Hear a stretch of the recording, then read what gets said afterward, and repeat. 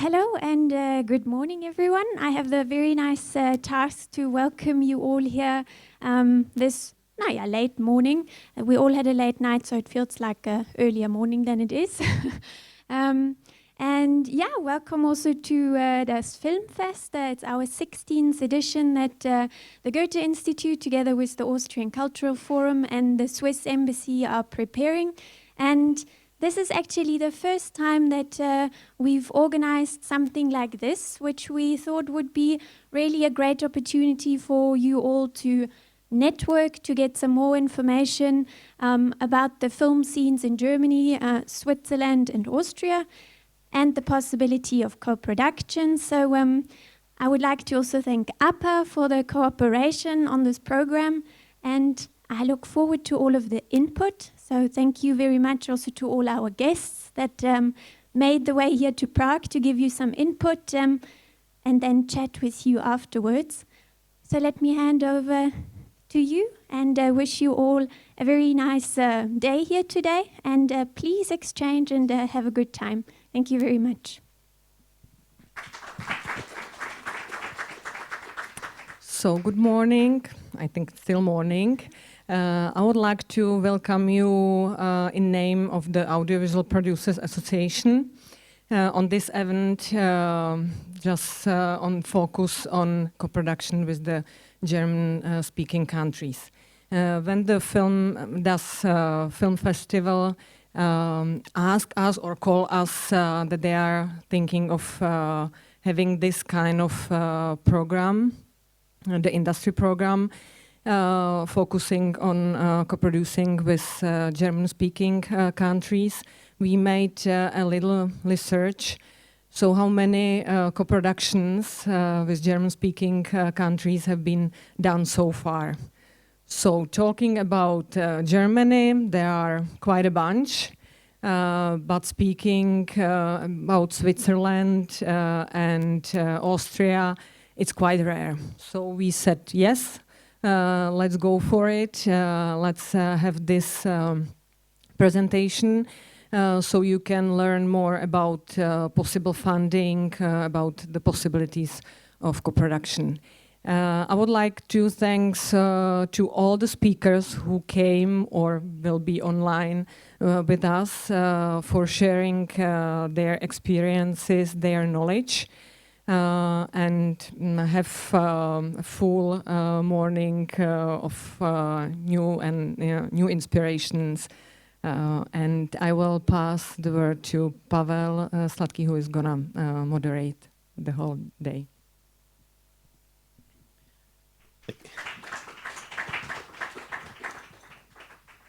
Thank you very much. Let me introduce a little bit what will follow. We will start with Swiss presentation, then Austrian presentation will be next, and then we will move to German side of this panel, let's say. All those presentations will focus on like basic data and possibilities for you to make an introduction into the co-production relations, and then we will give floor to producers and co-producers of Alma&Oskar, and we will have it as a case study of this very specific German, Austrian, Swiss, Czech co-production. And then there will be enough time for a debate open to all your questions and remarks, I would say. But if you will be having any remark or question regarding the very topics of the presentations, please don't hesitate to ask right after it ends. So we will keep it in mind and make it as smooth as possible. To put in the numbers what Marla Králová was just mentioning, that there are Czech, German, Austrian or Swiss co-production in recent years. In numbers, it's 40 co-productions with all these countries together in past 8 years. And out of these 40 co-productions, there is 16 with Czech majority in it, which I think is quite an interesting number to start with or think about. And the least number of these co-production is with Switzerland. Anyway, we will start with this very country, and I will ask Corrina Marschall, who is managing director of MediaDesk Switzerland, to start. We are on Zoom already, so we can see you. We hope you can see us and hear us as well. So I would like to hand the floor and give the word to you, so you can start. Thank you very much. What I'll give you, I'm happy to be here or not here. Unfortunately, I couldn't come to Prague. So what I'll be giving you today is kind of a basic idea of the film funding structure in Switzerland, with some extracts from a brochure about co-production we are publishing on behalf of the Swiss Federal Office of Culture. Marta or the organizers of the event can send you the link later, I think. Yeah, Switzerland, I'll pick a few key figures from this slide. Switzerland is a small country with around 8.6 million inhabitants. That's a tenth of Germany, but with 4 national languages: German, French, Italian, and a few speak Romansh. It's quite an expensive country, but with advantages. For example, a low VAT of 7.7%. And the exchange rate with the euro will rise. Roughly it's 1-to-1 right now. So all the amounts in the brochure and in this presentation now in Swiss francs.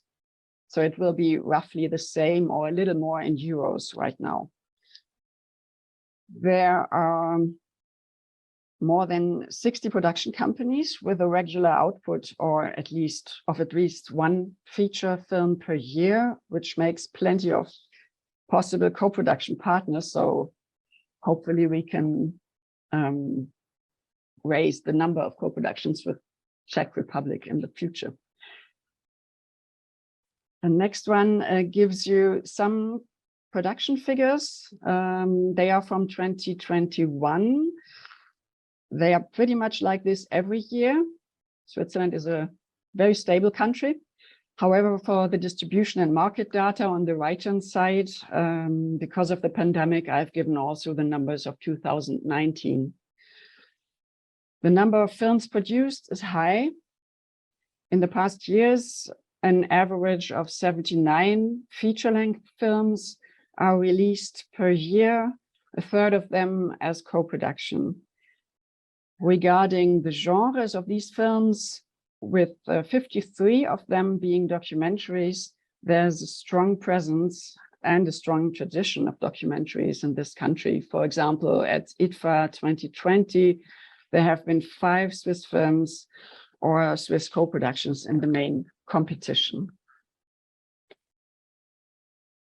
A lot of these Swiss films could not be produced with national funding only. Co-productions are very important.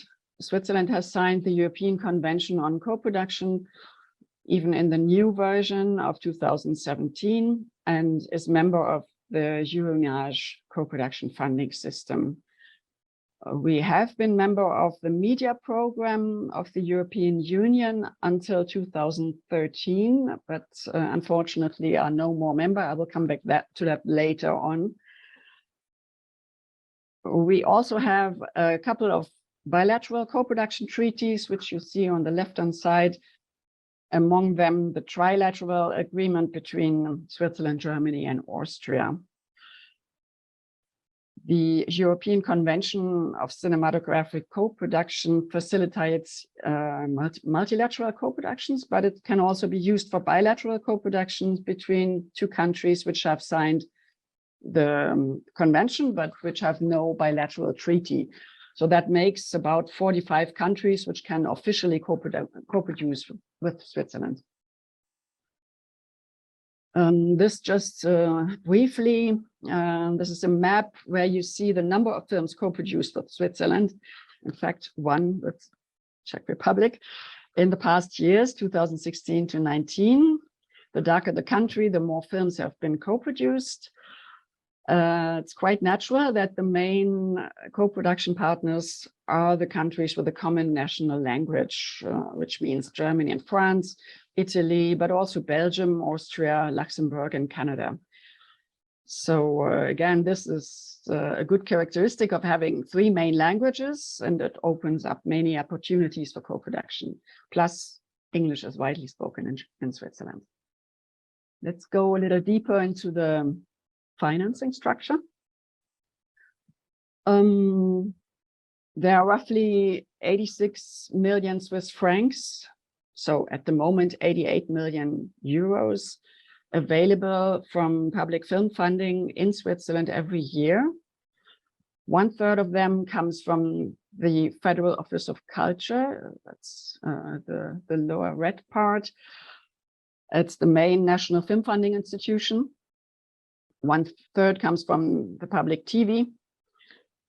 And almost 1/3 comes from regional funds, the blue part. If you take a look at the right-hand side on the map, you see in yellow the German-speaking part of Switzerland, with Zurich as the main film hub, plus 3 smaller centers. That's Basel, on the border with Germany and France. That's Bern. And then the central region around Lucerne.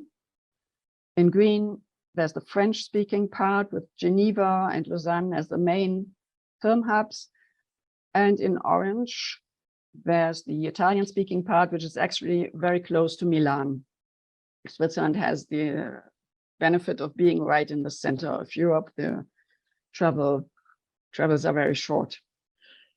The most important regional funds are the Zurich and the French region fund Cineforum.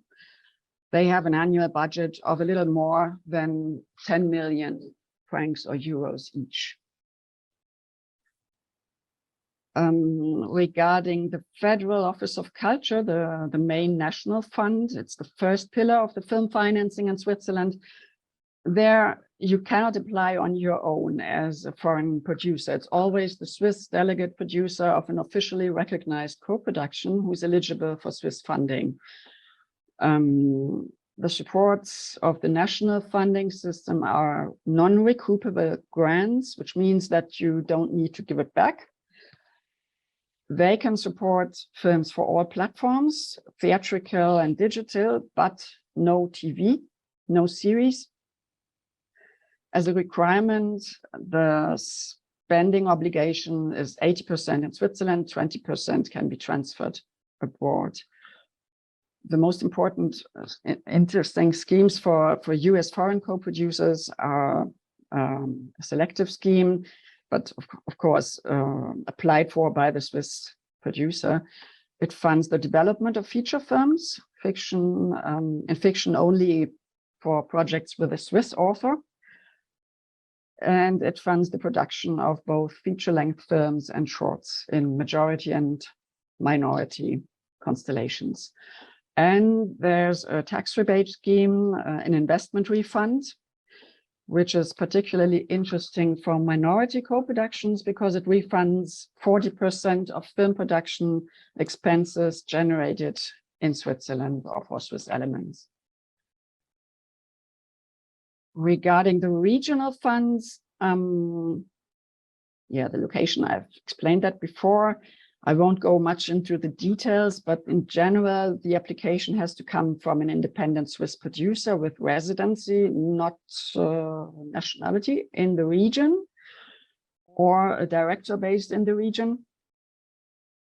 And with the regional funds, there are different spending obligations for each region. For example, 100% here in the French-speaking part and 150% in the Zurich area. Generally, the regional funds support all types of production, including TV, and they also support minority co-productions. Regarding the broadcaster, SRG SSR, it's a very important financier also for cinematic films, theatrical films. They act as co-producer So you have only access to the Swiss TV through a Swiss production company. They almost never co-produce foreign films on their own. They exist in each region. Each region has its own channel, and they offer a couple of channels in each of the 4 languages. Plus, there are film commissions. In the German-speaking area, here there's the Zurich and the Lucerne, Central Switzerland Film Commission. In the Italian-speaking region here, there is a film commission based in Locarno. They offer a mountainous region and also Mediterranean landscapes. As I said, it's close to Milan and the Alps at the same time. And then there's the French-speaking area. And in the Valais region, there is a film commission which also offers 15 to 25% cash rebate, which can be combined with the national investment refund, which goes up to 40%, as I said, which is offered by the National Film Fund, which is pretty nice, I think. Now, I just have to show you Some Snow from Heidi. That's the Swiss most successful film ever, with 4.5 million admissions worldwide. It's one of the Swiss films which was supported by the media program of the European Union in the past. You probably know the Creative Europe media program. It's a fund whose aim is to support the European film industry and to encourage international collaboration between European countries, EU countries. There's a desk in each country participating which you can refer to for information. MediaDesk Swiss, that's my organization, was created for that role when Switzerland became member of media in 2006. But since 2014, we had to leave the program, and we set up the so-called media compensating measures with the hope to be able to join the program again soon. 8 years later, we're still here. MediaDesk Swiss has become, in fact, a small film fund managing 7 funding lines, which are more or less following the Creative Europe media program, but not related to the European Commission. So we are spending Swiss money for Swiss applications. The most relevant funding line for producers is the project development support. So we support the development phase only. We don't give any production money. Our projects must have international potential, and often they aim at co-productions. For the development phase, we are one of the few funds in Switzerland where it doesn't make any difference if the authors or directors are Swiss nationals or foreigners. But still, the application is submitted by an independent Swiss producer who holds the majority of the rights during the development phase. After that, the constellation can change and it can switch to a minority Swiss co-production in the production phase. We support all genres and all platforms, and we also can support the development of TV series. So now I give you a small sneak peek, a sneak preview into our new instrument, which should be introduced next year, and which is particularly interesting for foreign productions. It's a project development support for minority co-productions. It's intended to facilitate the docking of a Swiss minority partner onto a foreign project at an early stage through co-development. The aim is to pave the way for Swiss minority co-productions. There are some special outstanding features, which are, for example, the projects can have non-Swiss authors. So as I said, such projects rarely find development funding in Switzerland so far. Besides that, children's films and animations receive bonus points, and the maximum contributions are quite high. We can allocate up to 50,000 francs for fiction projects and 25,000 francs for documentaries. Now, I won't be much longer. I think I just wanted to give you some idea of the minority co-productions. In minority co-productions in Switzerland, for most funds, the question of whether or not a producer is delegated is less decisive than the nationality or residence in Switzerland of the author-director. Indeed, it's mainly on this basis that the notion of majority or minority and therefore the amount of money allocated will be determined. The support for minority co-production from the National Fund is based on an automatic point system, which is quite easy to calculate. And there are some elements that are important to consider to increase the chance of co-producing with Switzerland. Those are that 50% of the foreign financing must be confirmed before applying. The Swiss artistic and technical contributions are important. Possible links with Switzerland are very important, thematically or production-wise, and the reciprocity with both the production company and the country are taken into account. As an example, I have put here an image of the documentary Putin's Witnesses by Vitaly Mansky, which was made up entirely of archival footage. It's a Swiss delegate co-production between Switzerland, Latvia, and the Czech Republic. As the director is not Swiss or Swiss-based, the film is considered a minority co-production for Switzerland. The artistic and technical work of Swiss colorist Patrick Lindenmeyer on the archival footage contributed to making this film possible, to making the financing of this film in Switzerland possible. And I have made the maximum amounts, given the maximum amounts here, Swiss producers can obtain up to 900,000 for fiction films for minority co-productions and 340,000 francs or euros for documentaries. Well, that's almost the end. Where to find these Swiss producers, obviously, at festivals and markets. I won't go into the details, but I can send you the whole presentation, and yeah, just come to Switzerland and visit the festivals. And the emerging talents, we have a couple of film schools. There are ECAL in Lausanne and ZHDK in Zurich, French-speaking, German-speaking. There's French-speaking HED in Geneva, and there's German-speaking University of Applied Sciences and Arts in Lucerne, which is famous for animation.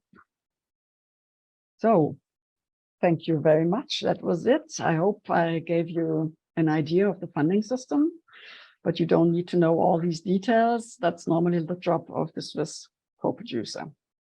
So please ask the organizers for the link to our co-production brochure or to the presentation if you're interested to know more, and have a great day in Prague. Thank you for your attention. So, MediaDesk Swiss. There was this Czech Swiss co-production on the map before, you may noticed, I think. As far as I know, there might be even Fiona Ziegler, the director of Lost in Paradise, coming today. I don't know. Yeah, so we might even afterwards include her in the discussion if you would be interested, because that's the co-production mentioned. But let's move now to Austria. I would like to welcome here Werner Zappe from Österreichischen Filminstitut. Please welcome here as well.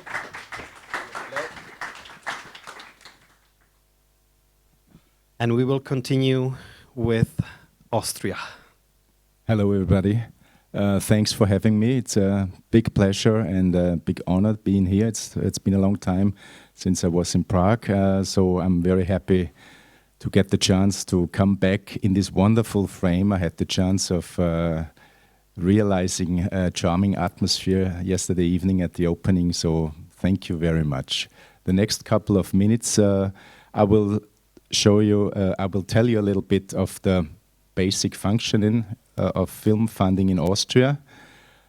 Many of the things that Corrina already mentioned also goes for Austria. You need an independent producer to apply for all the things. So I just wanted to give you a brief survey of what's the current situation, and then move on to the perspectives of what 2023 might offer to all of us.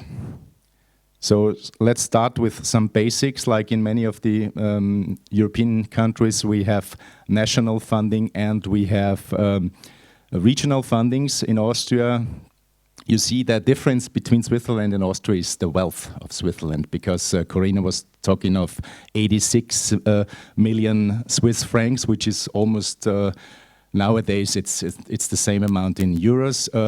We are talking about a total sum of about 75 plus minus euros in Austria a year, and 2/3 of these funds available are concentrated on 5 national institutions. On the other hand, the rest of the 1/3 is administered by unbelievable 14 institutions on the regional level.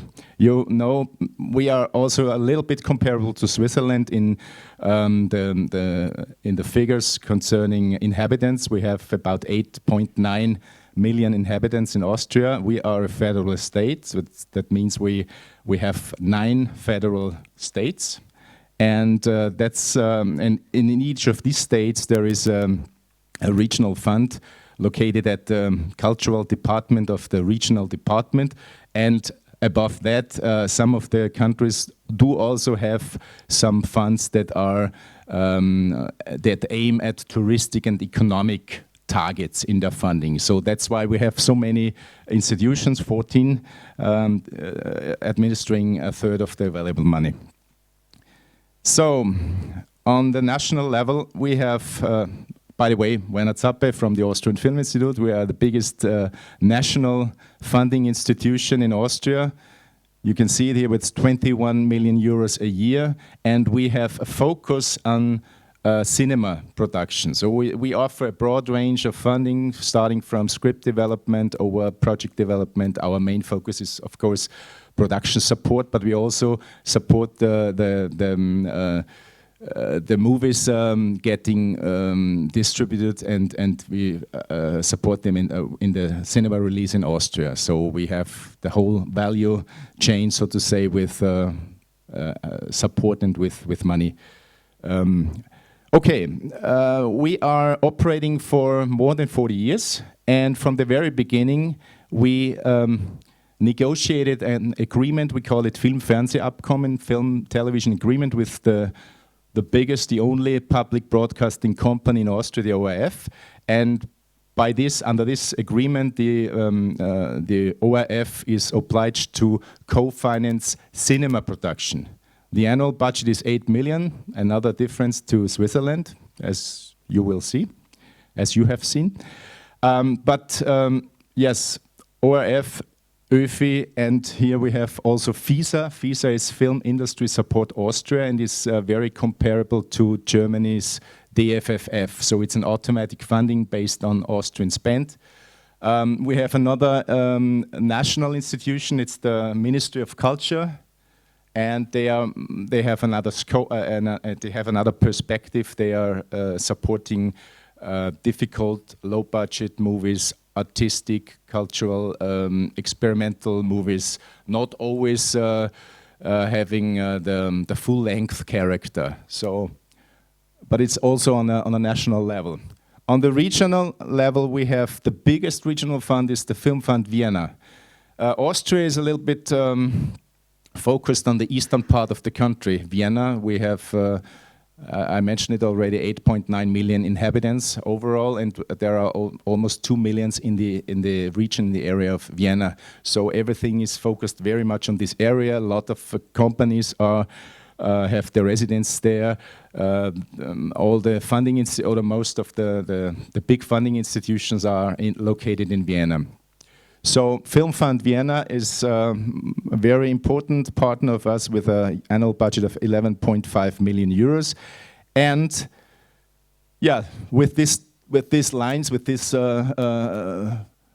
lines, I wanted to point out the cooperations amongst these 4 institutions. Whenever you go into a financing of an Austrian film, you very likely will find all 4 of these: ÖFI, FISA, FFW, and ORF. So these 4 elements are key elements of financing of Austrian cinema movies, full-length movies, be it fictional or documentary.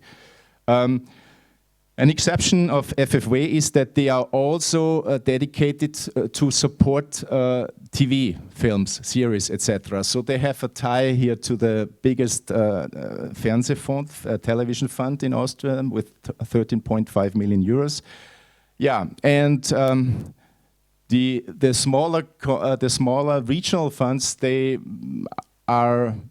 is a possibility that they co-finance sometimes even cinema movies, all kind of also TV formats, depending on the parameters of the individual project. So that means if the content has something to do with, let's say, Tyrol, then Tyrol could be a part of the financing. If you have members of the crew, if you have a cast, if you have any kind of cultural relation to this country, then it might be an option to be part of your financing. Okay, this is a very brief overview. I forgot pre-sales licenses guarantees. You can find these elements once in a while in financing plans of Austrian movies, but you know, the smaller the market, it's very rare to find these elements. So you find guarantees mostly in big international co-productions. It depends on the exception of marketing potential and of audience potential. So if there is a mainstream movie, for instance, so then it's quite likely that you will find guarantees, pre-sales, etc. So, but I would say that's the European role. The bigger the countries and the more marketable the countries are, the more important is the role of market money. And the smaller the countries are, Germany and Austria, 10-1, 0.1 Luxembourg. So it's the funding impact is much more than the smaller countries. So. I was just wondering maybe to think a little bit about the quality of money. Is it always the same when you get money from funding institutions? And there are two differences. First of all, we have repayable grants, and this is tied on the basis of decision making. So if you file in a project and you come to ÖFI, to FFW, to the Film Fund Vienna, or later on to the ORF, gemischte Kommission, then the decision whether you will be financed or not is depending on a commission decision. In the case of, it's called commission at the ÖFI, it's called jury at FFW, but it's definitely quite the same. This is a commission consisting of 5 people from filmmakers representing the different professions, from script writing, directing, producing, distributing, and one vote is with the director of the film institute. So majority decision is the essence. So if you get a 3-2 vote, then you are funded. And what I have mentioned before, the agreement with the ORF, the principle works like this. First of all, you address to the basis finances. The basis finances are those who mostly give the hugest amount of money and who are first in the decision. This is the Austrian Film Institute. So if you get funded by the Austrian Film Institute, then you are on the agenda of we call it gemischte Kommission, Film-Fernsehabkommen, and then the ORF may decide whether to be part of financing, to get a film which the ORF can exploit later on in his program slots or not. But it's not the way vice versa, okay? So if the ORF co-finances Austrian films or international co-production, then he acquires rights, licensing rights for TV, for a period of 7 years, and afterwards the rights fall back to the Austrian producer. Well, repayable means in case of economic success, if you can sell your movie accordingly, then you are obliged to repay funds to the relevant funding bodies. I don't want to go too much into details. The other thing is we have non-repayable grants. Non-repayable grants, this is either the cultural funding from the ministry. These are low budget, very difficult productions, so there are no sales expected, so this is non-refundable. The same goes for the smaller regional funds as well as for for the television fund. In case of FISA, it's a pure automatic, you know, you just have to fulfill a cultural test, and then the amount of money that you can apply at FISA depends on the Austrian spend. So it's automatic, it's no cultural decision but made by a body, a commission or whatever. So this is also non-refundable. You see one speciality is Austrian Film Institute. You see the fading from orange to green, indicating that we are kind of hybrid. We have everything. So we have selective money. This is money you have to repay.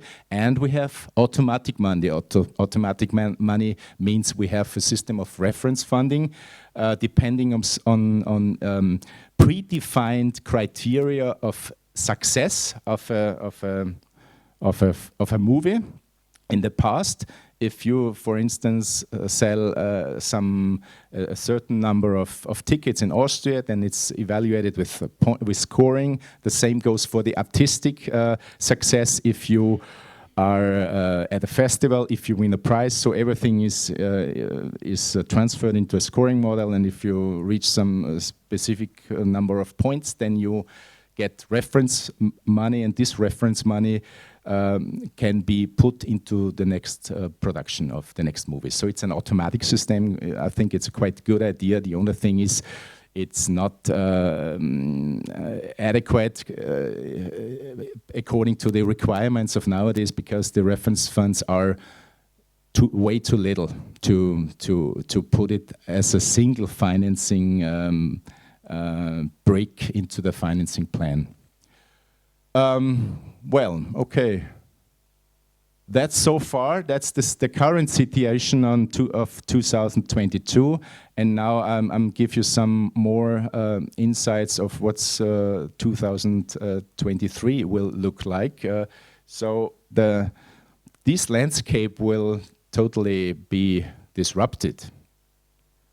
FISA, as you just have seen it, FISA is one of the 4 important parts of cinema financing, will disappear, and FISA will show up like Phoenix from the ashes and will have totally new tasks. They will focus on 2 main topics. First, this is TV and streaming, and the other point is international service production.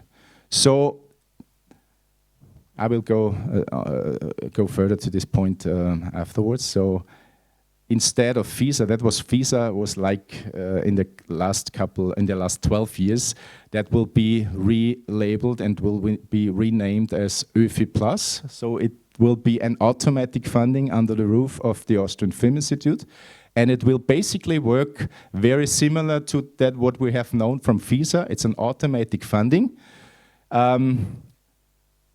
Yeah, that's the way it will look like, probably. It's a first draft, so to say. We will have 2 absolutely new programs. On the one hand, ÖFI Plus, dedicated to cinema production, exclusively cinema. On the other hand, FISA Plus, who will support TV and streaming, and also big international service production. The basis idea,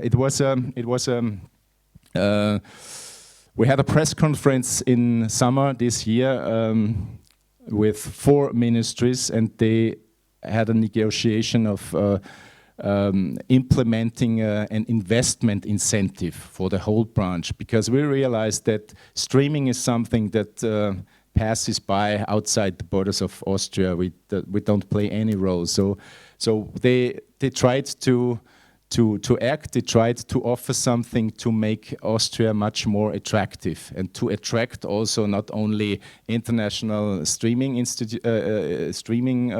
hubs, but also foreign money, foreign investment. So the basic idea is either for OIFE Plus as for FISA Plus to offer an investment incentive, which has some new aspects. The first is, the deal is, I called it open source here. There is no budget limit of these funds. It's like a tax incentive, but it's not a tax incentive because it's not that complicated. The only thing is you have to prove an Austrian spend in Austria, and this Austrian spend is the basis of the funding that you can expect from OIFE Plus, respective FISA Plus. Yeah? That means, for instance, if you spend 2 million euros in Austria, so this spend will mean 30% investment incentive by OIFE Plus, and this is another new aspect of this funding, we wanted to include the awareness and the idea of sustainability. This means above of this 30%, you can gain another 5% if you fulfill some specific criteria concerning green filming requirements. So then you have the possibility to get 35%. Another very important topic was gender equality. So if you prove that your production, your crew, your head office are mainly consisting of women, then you get another gender gap financing bonus. It's a flat fee of 25,000 euros. And last but not least, because manna coming from the heaven down into Austria, last but not least, if you manage it to be that attractive that you attract money to Austria and create an additional value, this surplus, this money transfer will benefit by another co-production bonus. So I don't want to go too much into detail because you all can imagine we are just on the way. We are a work in progress, so there are still more question marks than answers. And we are really a bit in a hurry because we have, especially we have two months to get all these things done. Right now, the relevant laws, the basis, is in a process of being discussed, and so it's right before the parliamentary legislative process. So we expect all this to be done at the end of the year so that we are ready and might start in January 2023. So I'm a little bit here as promoter. So it sounds quite interesting. It sounds quite nice. So it's an invitation to you all to get closer and to get informed with the rules and regulations in Austria, and to come to Austria and to make up for the few co-productions that we have up to now with Czech. So I hope I could give you a brief, precise and concise overview of how things in Austria work and will work in 2023. If you have any questions, don't hesitate to come back to me. There are no stupid questions, just embarrassing answers. I'll do my best to give you as good answers as possible, so please don't hesitate. Thank you very much.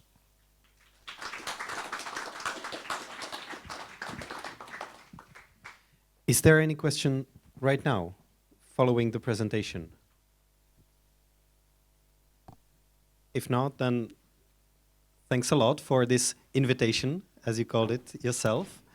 And we will get back to it in the final discussion afterwards. Now I would like to give the floor to Mark Szilágyi, who is from International Office of Film Academy Baden-Württemberg, and he will present the German point of view here. So please welcome. Thank you. I think I just stand because then I can move a little. But I can go on stage if it's better for the camera. Okay. Yeah, I don't work at a film fund. I'm an independent producer and I work at the German Film School Film Academy Baden-Württemberg, just as introduced. And these are some projects I produced the last years.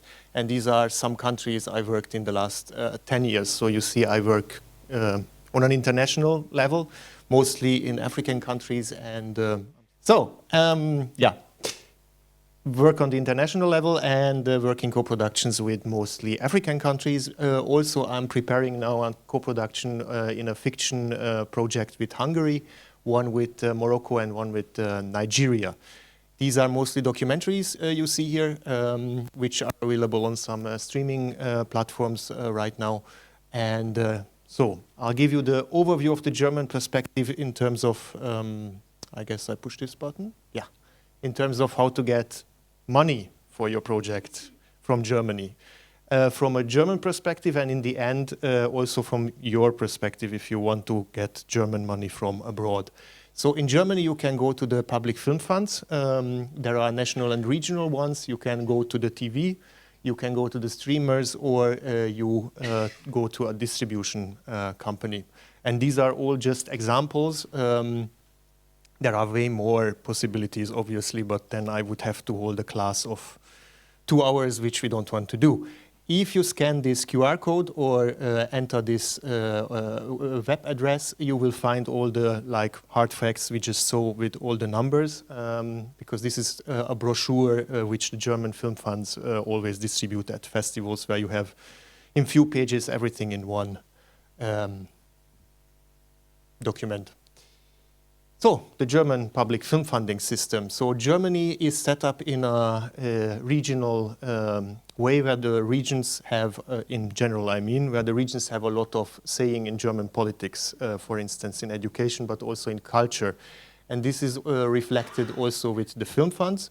So in Germany, some of the federal states have an own film fund, like I'm based in Stuttgart, Ludwigsburg, which is next to Stuttgart, that's Baden-Württemberg. Baden-Württemberg has an own film fund because there are some tax coming in from the big car companies like Mercedes, which can be spent on film, which is great.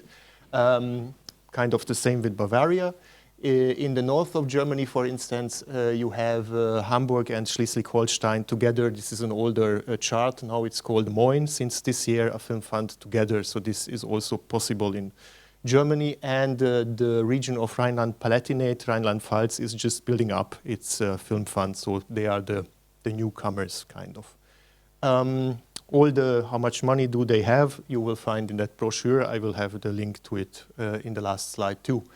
Either you apply from, you usually start with a region as a German producer, and if you do a co-production, it was mentioned before from the colleagues before who were speaking, there are some automatic film funds, and these automatic film funds are administered by FFA, which is the German federal administrative body, and they have film funding for film funding and funding for series, which you will find more details in this brochure. TV. So I guess it's the same situation here, just with fewer TV stations. You have in Germany public and private TV stations. The private TV stations are also, some of them are free TV, some of them are pay TV. From the public ones, we have the big two are ARD and ZDF. ZDF is a German national TV. It is based in Mainz, but it is working on a federal level. ARD is put together from all these TV stations, which I will not go into details, otherwise it will take 2 hours to do the whole of the thing. From the private side, there are two big groups. One is RTL, with different TV channels, and the other one is Pro7 Sat.1, again with different TV channels. And then in the pay TV segment, there are two publishing houses who used to bring out magazines and newspapers, who also own now TV stations. I'm showing you all of this because all of this is somehow a way to get money for your film or an outlet for your film. The streaming business is also there. These are numbers from last year. These were the recent ones I could find. Here you can see the major streamers who are in Germany and producing in Germany and spending money on German originals, whatever that means, because sometimes a German original is something about Oktoberfest, but sometimes it's about a sci-fi thing set in the 80s with a black hole and a reactor accident. So they also spend money, and they are spending money more and more now. So you have Netflix, Amazon, Disney Plus, Sky, Apple is coming, and Deutsche Telekom is also spending money on originals. Distribution companies who are spending big, just as an example, are Beta. Beta usually either buys your company in some percentage and goes into your production. Sometimes they give a letter of interest up front. Sometimes they give a minimum guarantee. And ZDF Enterprise is connected to ZDF, but it's not, it's for profit, so it's not, it's kind of like a brand. They distribute German productions abroad a lot. They are also a possibility to get maybe a minimum guarantee, but yeah, a very nice looking letter of interest, let's put it this way, which can be made into money. So, starting funds, which can be interesting for you from abroad, because what I just mentioned is mostly for German producers. There is the World Cinema Fund of Berlinale. There is the Goethe Institute, because the Goethe Institute is, I hope you all know, sometimes offers small grants to kickstart a production, and it is a brand itself. So if you have, for instance, the Goethe label, people would immediately answer your emails more frequently, let's put it this way. There is also the possibility to go to the German embassies, because they also have small grants in the scale comparable to Goethe, sometimes a little lower, for cultural productions. And there are, these are called in Germany the political Stiftung, foundations, thank you. I have to admit I didn't look up before which of them you have in the Czech Republic, because not all of them are in all the countries all over the world, but some of them will be here. I guess Friedrich Ebert and Heinrich Böll and Konrad Adenauer for sure. They also offer small grants, like for instance for a research project, or if you want to come to study to Germany, they can facilitate your grants. And something which can be also interesting for you is das kleine Fernsehspiel. This is a program slot on ZDF. ZDF, this is his newcomers program, and they are interested in co-productions up front. So you can go there as a Czech creative and ask or introduce your project. If they like it, they could pair you up with the German producer. But also the other way around, sometimes they look for, so they are kind of like a hub to facilitate the dialogue between producers and creatives. So it could work the other way around. You are interested in co-producing in Czech Republic as a production company, they should know that you are someone who has this aspirations. So, an example for you, one example of many. One way to go would be, if you have a project, it can be fiction or documentary, you apply at Goethe Institute for a small grant, where you do your research. You can go to events like this, or to Berlinale, and then you meet producers, like myself, for instance, who then are interested in your project. I will keep taking my example because I know myself the best, at least I hope. I would take your project, if it makes sense in some way, to SWR, which is the public TV station in my region, where I'm based in Baden-Württemberg. There we would find a very passionate commissioning editor who loves this project and writes a letter of interest. With this letter of interest, I would apply at MFG Film Fund for the budget. for parts of the budget which are missing, because hopefully the TV station also commits with money.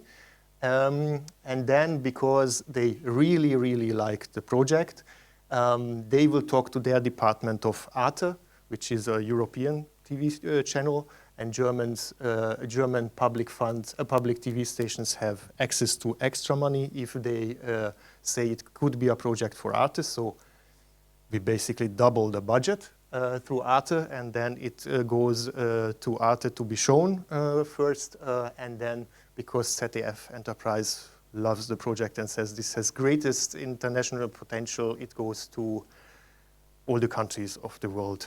And we are on all red carpets and get filthy rich of experience, not money. Yeah, as promised, again, the QR code for the hard facts. That's basically it, because I was told I should keep it short.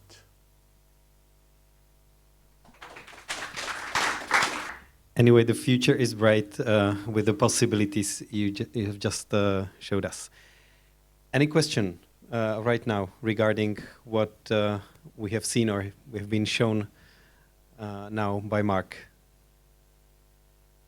No? You are keeping it for the...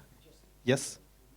Please, can you wait for the mic? Because sorry. Yeah. Just in general, can we get the presentations, do you think, afterwards? Is it possible? Yes, definitely. Yeah, brilliant. Thanks. Any other question? If not, then thank you for now. And we will now move to the already mentioned case study. And we want to discuss or show you as a case study this co-production of Alma&Oskar film that will represent Michael Steiger from Turnus Film production and Monika Kristl. Do we have her here? Yeah, and Monika Kristl from Dawson Productions. So please welcome them both here on stage.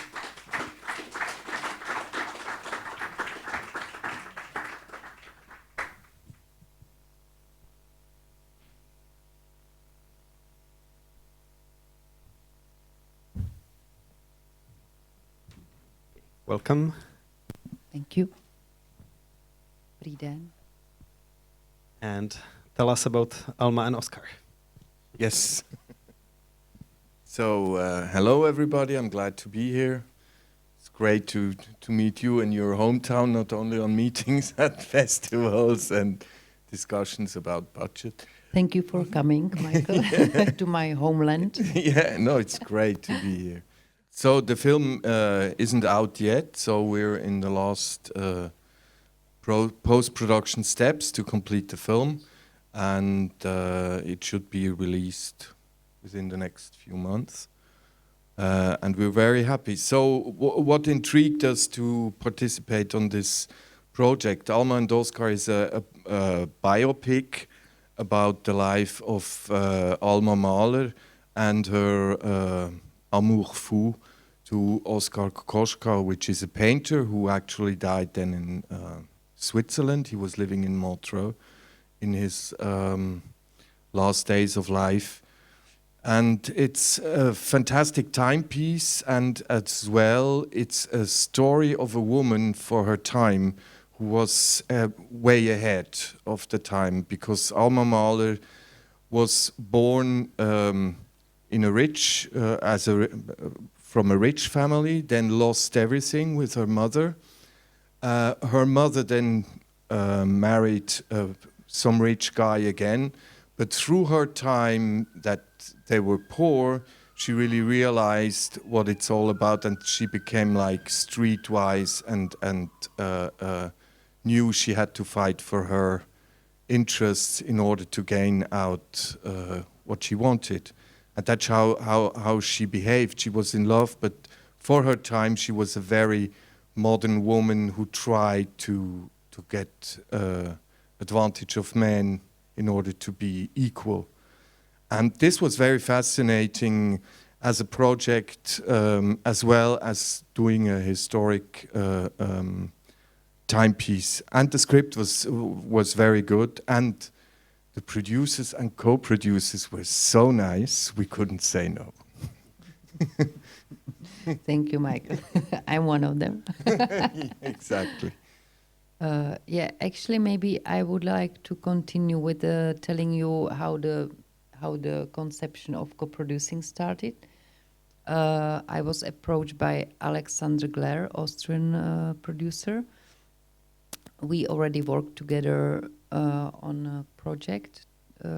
We met on producers on a move in Cannes some years ago, and that's how our relationship started. And then we just had to wait for good projects to work on. And I wanted to say that for international co-production, I believe it's very important to have very natural base for getting into it, as it is important to not to go to Europudding and to have a motivation of getting money here and there because I want to do the film and I have such a big budget and where can I find the money? I think that's a really wrong way to do co-productions. I think that first you need, or I need to have a passion for the subject, for the project, that somehow the team resonates, and then to see the potential of the project. And if the subject, as Alma and Mahler, is connected to Czech Republic, when Alexander came to me, I had two good reasons to go for it. First of all, I love music, I love art, and Oskar Kokoschka was one of my first exhibitions. I went to Vienna to see his exhibition over there. And the other one was that, you know, we worked with Alexander, and it's really good to work with people I know, I trust, and I know that we can go through even bad times. And of course, we have good times. And this is also for me important between producer and director, and also producers. So for me, going to international co-production needs to have very stable base, as there are many obstacles on the way.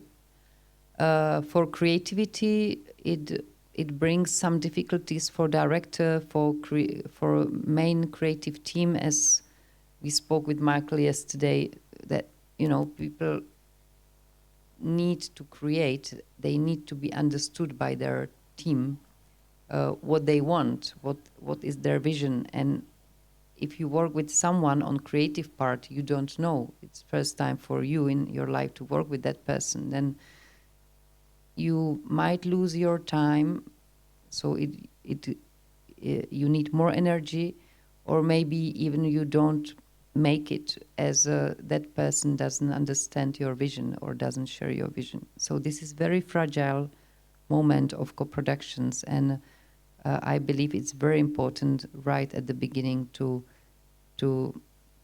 be very careful of selecting or going with co-producers, and to give them the trust they bring on board a creative team from their part of responsibility, which fits with the director and project itself. Et voila. Very well said. So maybe now you go with financing, or? Yeah. I think we can press a button or something. Yes, Yeah. So take out your glasses because you don't see shit. It's so small.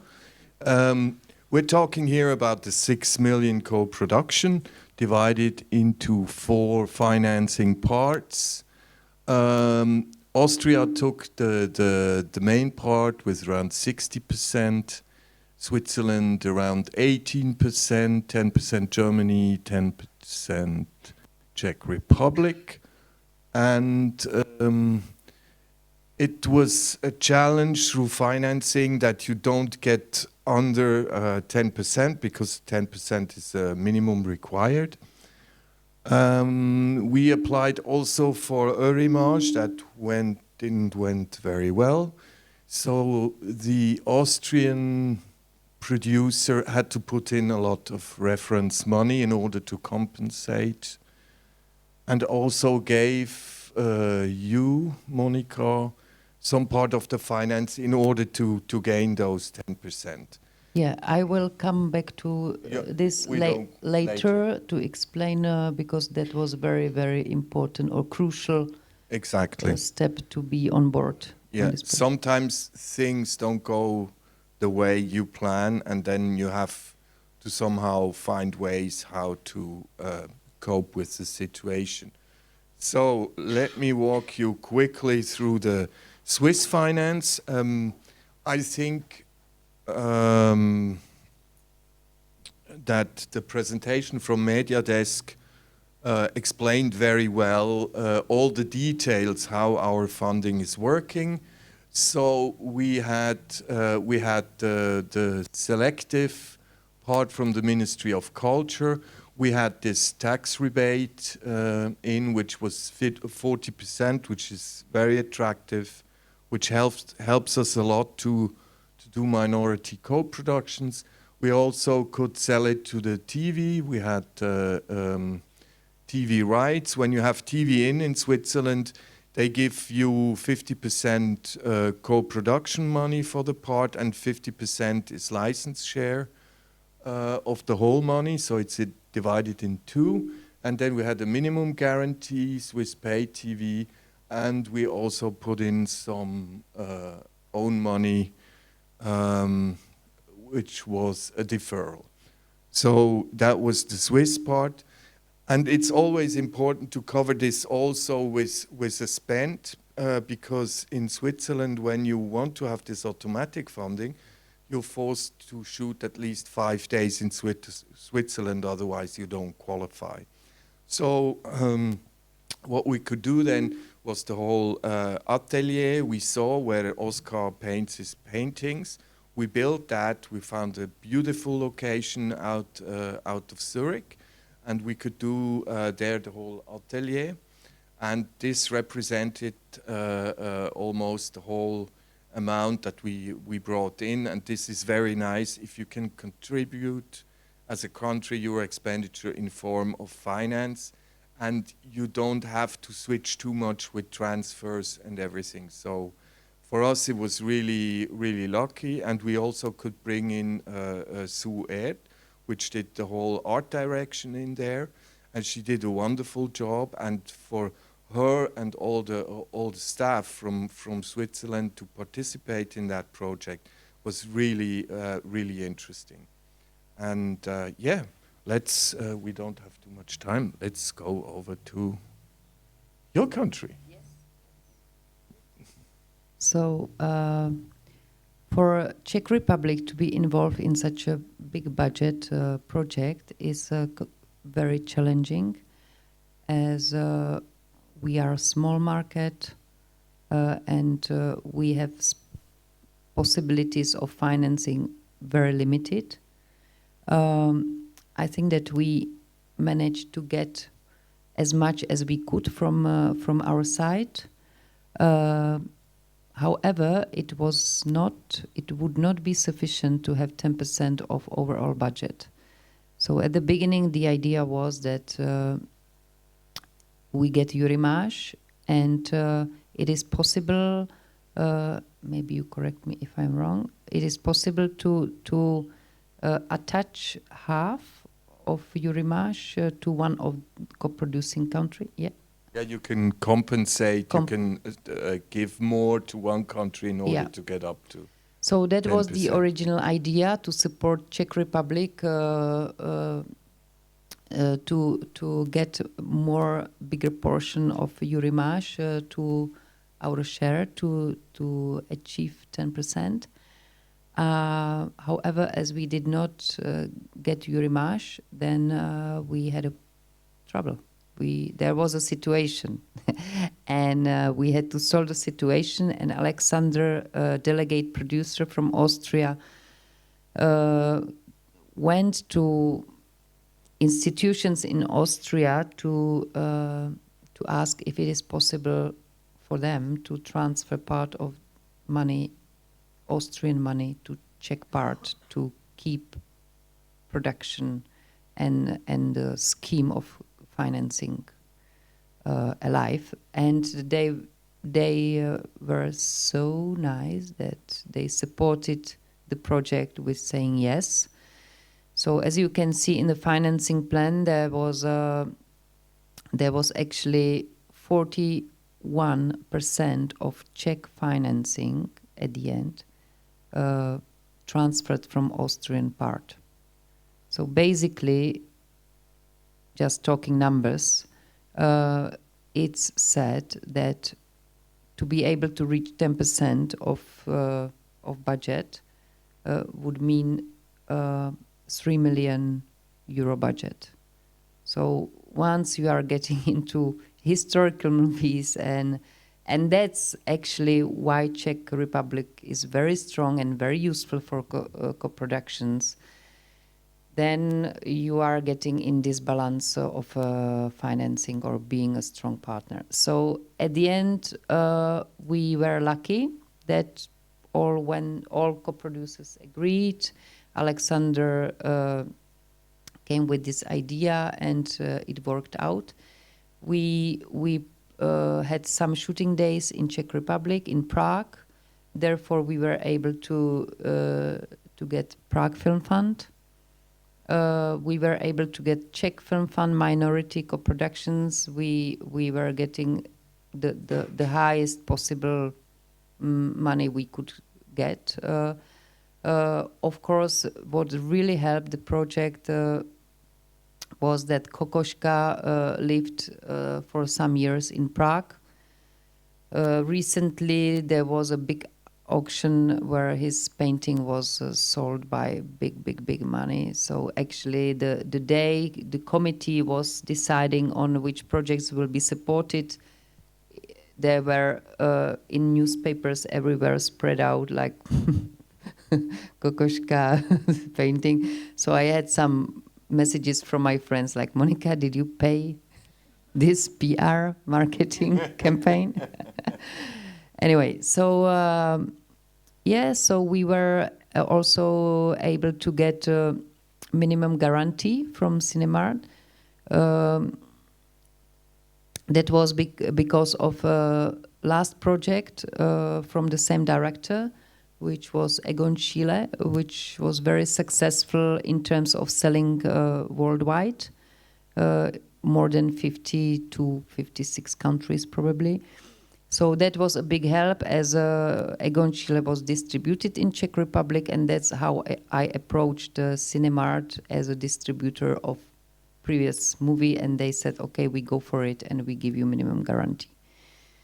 From creative part, we all costumes department was coming from our side.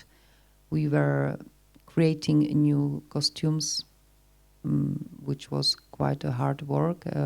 We had Katarina Bielikova, very talented woman who managed to do all designs and also to work on the sewing and the costumes, which is incredible.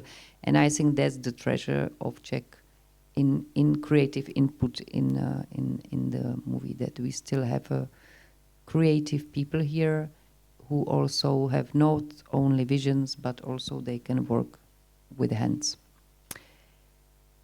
I think that's probably it. Yeah. What would happen if the transfer wouldn't happen? Like, what would be the history of the project itself, or the Czech input in the project if this wouldn't happen? You know, this is always what if. So actually, at the moment, the legislative is changed. So, for example, today, we are able to be involved in co-productions with less than 10% because we signed the contract. Is that correct? Yes.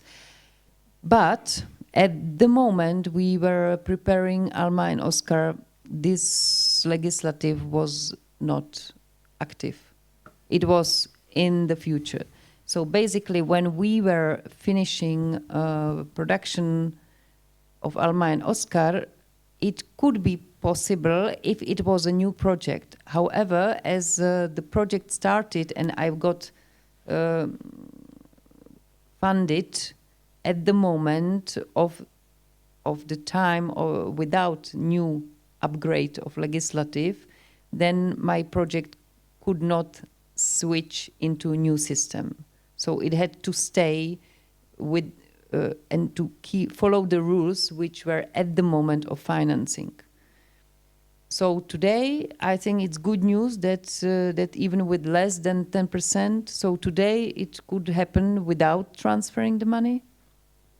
At the same time, what is really, I think, beneficial for co-productions to be able and shoot in Czech Republic. Because still we have great locations, great crew, and production value comparing to Germany, Switzerland, Austria is still, you know, you get more for the same amount of money. So basically it's really good to go and shoot here. But if you cannot get financing, then someone has to have as free money to move to Czech Republic. I'm not talking about the co-producers share, which is after, like, it can stay on 5%, for example, or 6%. But I'm talking on production value, what Czech Republic can bring to the project. So this is the tricky one. Yeah, I think it's important that smaller countries co-produce together because there are a lot of opportunities. All want to produce with the great ones, with the big ones, but sometimes smaller is better and the risks are lower, and you share the same interest as a small country. We had now a co-production that almost went bust because we couldn't finance it neither with Germany or France, which are the big countries for us, but we could then do it with Luxembourg. It's a different scheme, but it helped to save the project, and so we're coping with the same problems as smaller countries, and going together like Austria, Switzerland and Czechoslovakia, these are really, if there's a possibility of a natural co-production, these are fantastic opportunities, and you should grab them. Any questions, please?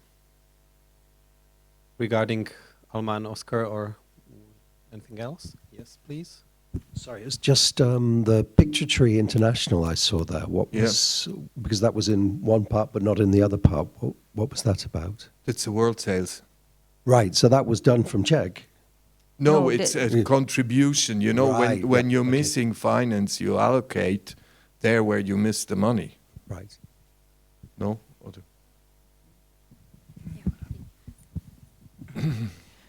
Aleš Hudský, if I understand it well, so the loan that you provided to Monika to get into 10% of the budget enabled you to shoot here in the Czech Republic, as she could ask for the film incentives for the shoot.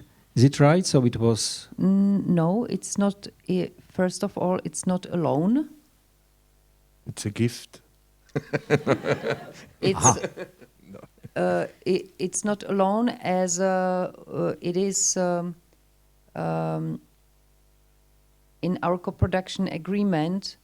The profit from possible profit shares are according to our discussion. So basically, I'm not getting more than it should be. If you understand, I'm not getting 10% out of the project. I'm getting different share from what is 10%. But it's not alone as the money were used for production, and the production is one project, right? So it was transferred to It's a shift. It's a shift. It's You not shift alone. Austrian funds to Czech Republic to their share. Yeah. But in fact, what you do, according to the rights, you say you didn't acquire these funds. I gave it to you, and this will diminish your part in the rights, which is actually fair. But it's money. It's then considered as a spend of your country. Yes. And that's the reason you need to fulfill the co-production obligations. But maybe one what came to my mind, it was a very win-win situation also for the project, but also for Austrian money, that we were in Austria at that time. There were no tax incentives. In Czech Republic, we have tax incentives. So actually, the value of the money which was given to the project from Austrian institutions were getting a benefit of having 20% tax incentives on top of the invested money. So the production value went Increased, up. yes. So that was the benefit for the project. Mm-hmm. But anyway, it looks like this is a history, because this is no more necessary now. I know that in Eurimage, it's even not necessary to be like the national co-producer 10%, but it may be less, and it may be hidden into some other countries' investment. So, am I right? Yeah. Okay. Thank you. I would like to contribute. First of all, I'm interested of whom of you guys are students? Okay. So because you have seen here a case study, so you can reflect and can think about if you still want to go into this production stuff, or just quit and go for another job. No, just kidding, because this is a very good example for how complicated, and we're just talking about production, financing, and administrative stuff. We're not talking about the creative thing. So it's just the bone work of the producers, so to say. Yeah? And I didn't count all the financing partners, but I think it was 20 or more. 20 or more, which means 2 points from my side. You have a lot of basis finances in this whole international co-production, and you have gap finances. So imagine you start with the basic finances. You come to the Austrian Film Institute. You come to I don't know if there were FFR in Germany. I'm not sure. The BAC in Switzerland, and all. If you convince these commissions and you get the commitment, you have a letter stating that you get 500, 600, 700,000 euros, and it's not just the money. The money has an expiration date. You know, the basis financing have long expiration dates, in contrast to the gap financing. Gap financing in Austria was, for instance, the FISA or the DFFF in Germany, or on an European level, which did not work out here, is Eurimage. Eurimage is a gap financing. That means you have to show, you come with a qualified financing proof. You have, for Eurimage, you need 50% national to be proven. So otherwise you can't apply for it. In FISA, you have to have the whole basis financing in Austria. If you show up on an early stage, they say, thank you, come again, show up again in half a year or something like this. So you have the problem that you collect basis financing, basis commitments, and then you come and make you complete this financing, and you get into the danger to run out of the basis financing. So this is always a very tricky thing, and that can be a real horror trip. So concerning the money transfer, the shift to Czech Republic, two statements from my point. First of all, to understand all this is the treaties that you have to fulfill at the first time. So that you have a lot of bilateral treaties, and in this way you have the European Convention, which covers 3-4 side co-productions. And the thing is that these co-production agreements, this convention, have some certain percentages that you have fulfilled. The majority producer must not have more than 70, I think, and the minority co-producers must have 10%. And so why do you comply with these agreements? Because all the national funding institutions have the problem to ask themselves, is this a Czech film? Is this an Austrian movie? Is this a Swiss movie? And by these agreements, it's legally determined, so to say. If you comply with these agreements, then you are an Austrian and Swiss and German, a Czech film. And then the national authorities, the national funding institutions say, okay, then we can fund this film, because these approved co-productions, they have the same legal status as national movies, and that's the way it is.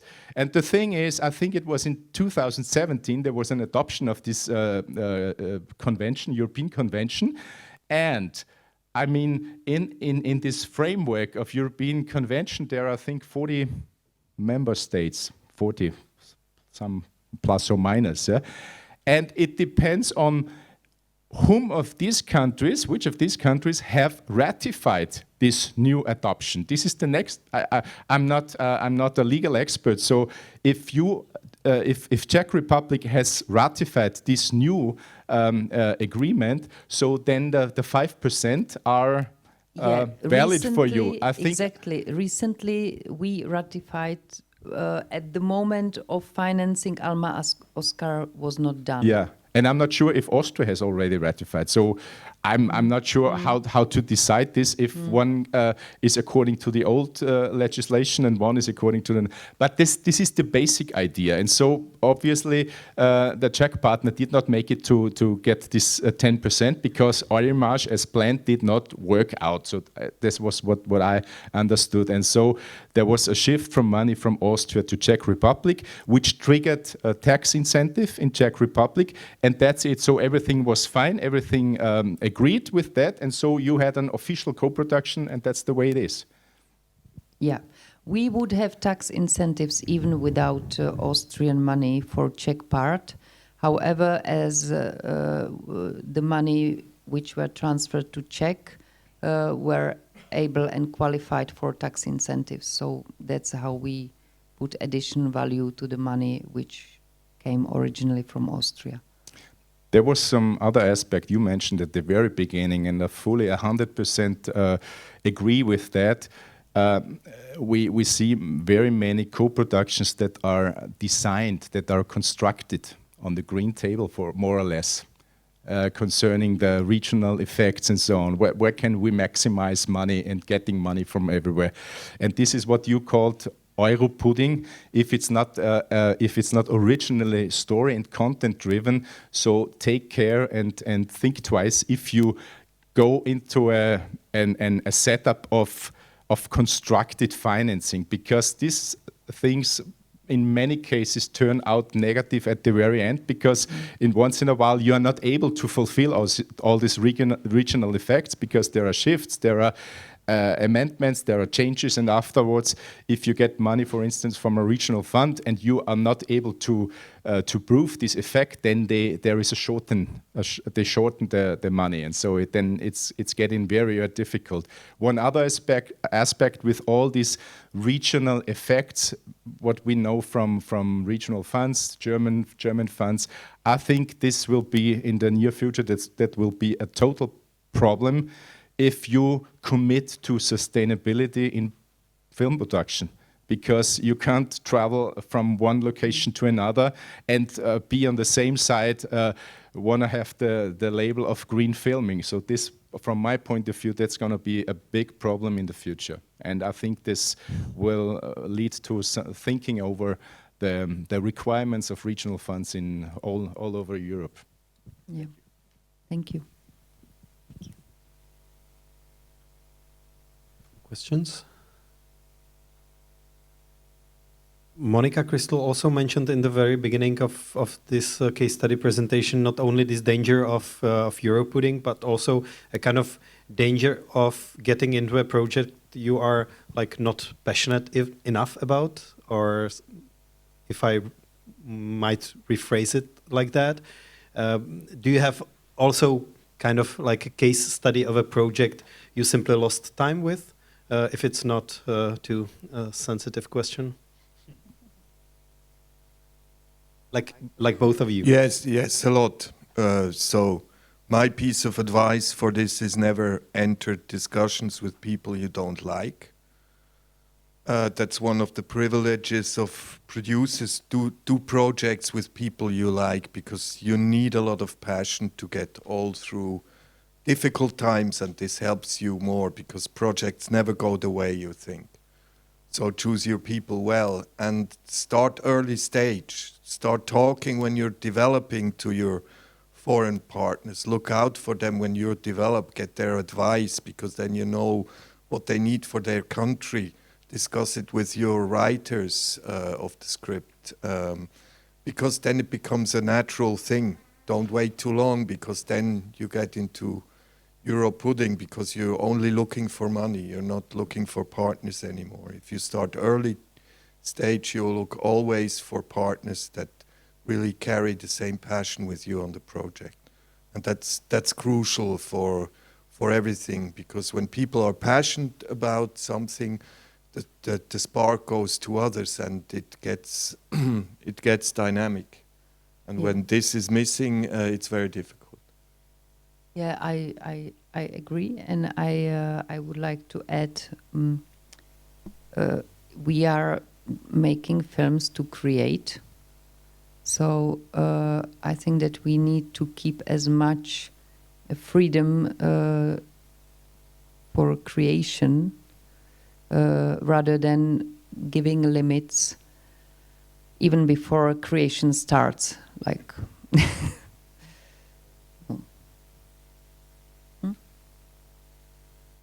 Okay, thank you very much. Thank you. And thanks also to Werner and Mark, who were here before. We still got plenty of time for like small talks during some refreshment and so on. So we might continue also like one-on-one and so on. So this is the end like of the official part, and thanks very much to all speakers today, and thank you for coming. Thanks.